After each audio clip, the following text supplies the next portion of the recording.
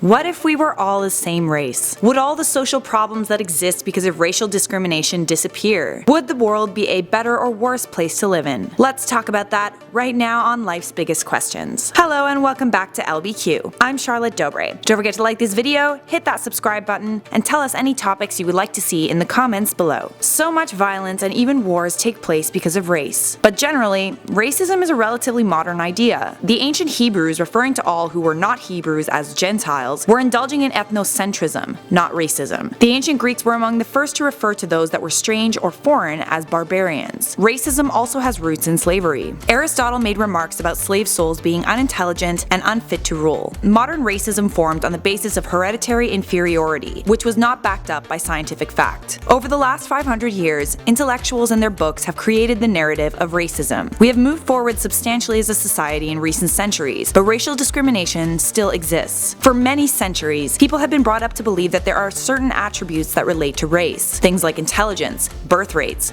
work ethic, abilities, lifespan, aggression, and even brain size. This has led to a hierarchy when it comes to race, meaning people think that certain races are better than others. The very society we live in perpetuates this idea, even if you're not a racist. When you think about the definition of race, races or subspecies are population of a species that have genetic or morphological differences due to barriers or mating. If no mating takes place between them, they will eventually have a separate evolutionary history. Using advances in molecular genetics, we can examine a species and subspecies by examining the patterns in genetic diversity. In the 1950s, the United Nations Educational, Scientific, and Cultural Organization issued a statement that explained that all humans belong to the same species, meaning there is absolutely no biological difference between us all. Race is not a biological reality, it's nothing more than a myth. This conclusion was supported by the American Association of Physical Anthropologists, the American Anthropological Association, and a staggering amount of scientific data. On that note, it is believed that in the future, humans will all look the same. Immigration, globalization, and cultural diffusion is leading to the mixing of genes. Travel is becoming easier, and racism is fading gradually, leading to interracial couples and mixed babies. Eventually, the dominant genes will take hold of the global population, and recessive genes will disappear. In the future, our skin and eyes will be much darker. Skin color is not only determined by race, it is determined by environment. There will be somewhat of a variation in complexions even with a mixed gene pool, but all in all, we're gonna look really similar. Considering how much blood has been shed over race, perhaps many of the problems associated with race will disappear when that happens. I'm not saying it'll be like a magical futuristic utopia though. We would find other things to discriminate against. There would also likely be gene mutations and abnormalities in the population, and therefore, there will be still reasons to look down on people. Perhaps the main thing that will divide us is religion and nationality, as it has already done for millennia. If we were all the same race, we would find something else to fight about. Because even though we would all be the same race, there would still be differences between us. And for some reason, humans often distrust the things that are different. What do you think the world would be like if we were all the same race? Share your thoughts in the comments below. For now, I'm Charlotte Dobre, and you're watching Life's Biggest Questions, the channel that provides you with life's biggest answers.